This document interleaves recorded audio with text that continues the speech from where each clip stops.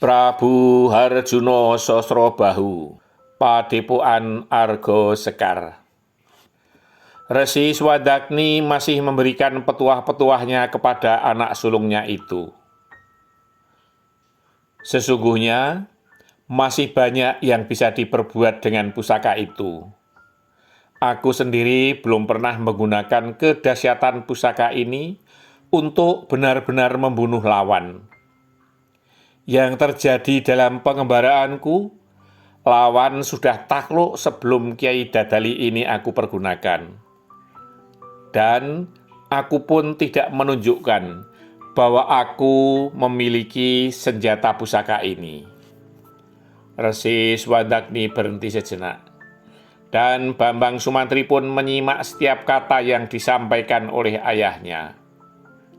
Kuharap kau pun tidak menggunakan pusaka ini jika tidak sangat terpaksa. Misalnya dikerubut puluhan pendekar yang sakti-sakti. Itu pun harus kau hindari untuk kematian yang tidak perlu. Apalagi jika hanya karena harga diri. Karena nyawa manusia lebih utama, berkata ayahnya. Ya Bapak, saya paham, jawab Bambang Sumantri. Hari telah menjelang petang, sudah saatnya Resi Swadagni untuk meninggalkan tepian laut itu. Sudah cukup apa yang ditunjukkan kepada anak sulungnya itu. Demikian pula, sudah banyak pesan-pesan yang ia sampaikan. Namun, Resi Swadagni ingin agar Bambang Sumantri melanjutkan menggembleng diri di pantai itu. Kiai Dadali ini akan aku serahkan kepadamu. Kau sudah cukup bekal untuk menerimanya. Namun, segala sesuatu harus kau dalami, agar kau lebih mengenal watak pusaka ini. Segala petunjuk sudah ada dalam buku kecil itu.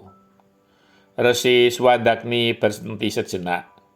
Sedangkan Bambang Sumantri masih menebak-nebak arah pembicaraan ayahnya.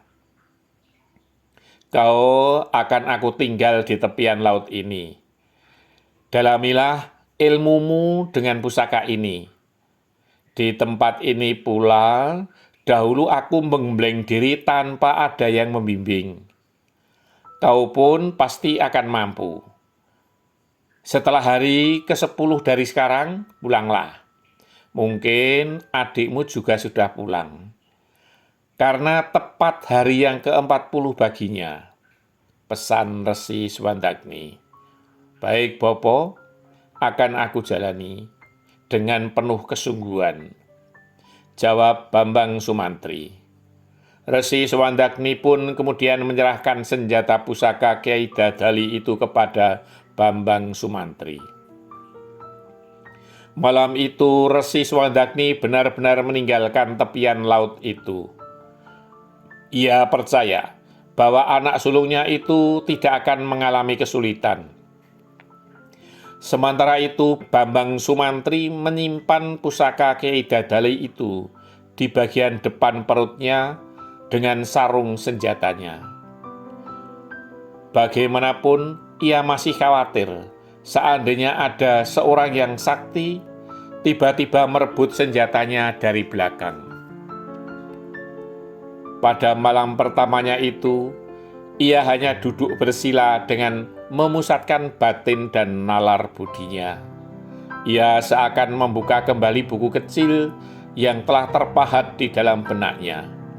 Lembar demi lembar ia buka kembali. Bambang Sumantri yang cerdas dan kuat ingatannya itu tidak mengalami kesulitan. Ia kemudian memilih bagian yang berkaitan dengan pengenalan watak dari pusaka Kiai Dadali. Baru besok pagi, ia akan mencoba sedikit demi sedikit sesuai dengan petunjuk buku. Sementara itu, di puncak Gunung Geber, Bambang Sukrosono masih menggembleng diri. Ia lebih mengutamakan kekuatan batin untuk mendalami ilmunya. Di hari yang ke-31 itu, Bambang Sukrosono telah mampu memindahkan batu sebesar kepala kerbau, seperti yang dipertunjukkan oleh ayahnya di tepi kali dahulu.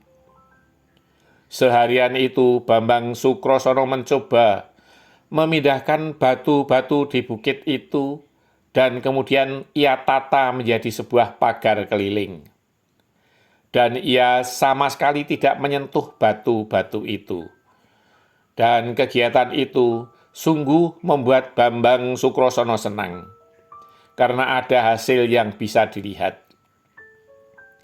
Dan agar pagar keliling itu bisa kuat, ia rekatkan dengan tanah lempung yang liat yang ia kerjakan dengan tenaga jasmaninya. Namun, tenaga jasmani seorang yang berilmu tinggi. Namun demikian, ia tak ingin merusak lingkungan, tetapi justru ingin menatanya. Tak terasa, dalam sehari pagar keliling di puncak Gunung Geber itu telah selesai, lengkap dengan pintu gaburannya. Bisa untuk meninggalkan kemudian hari. Batin Bambang Sukrosono seorang diri. Esok akan aku buat konflik biar bagus. Celetuk Bambang Sukrosono seorang diri.